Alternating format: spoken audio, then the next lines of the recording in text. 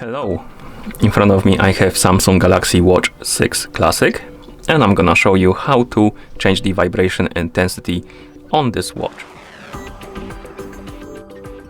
First we need to wake up the screen on our watch and you can do it by pressing the power button.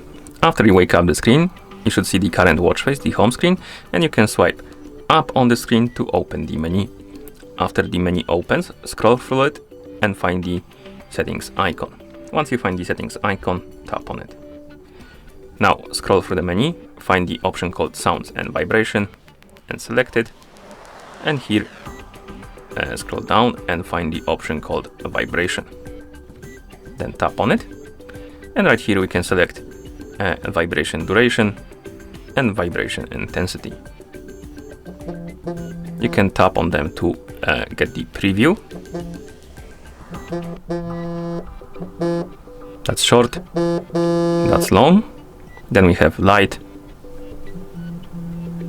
and strong. So select the options you like, and once you're done, you can press the home or power button to go back to watch face.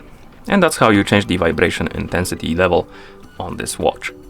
Thank you for watching. If you found this video helpful, please consider subscribing to our channel and leaving the like on the video.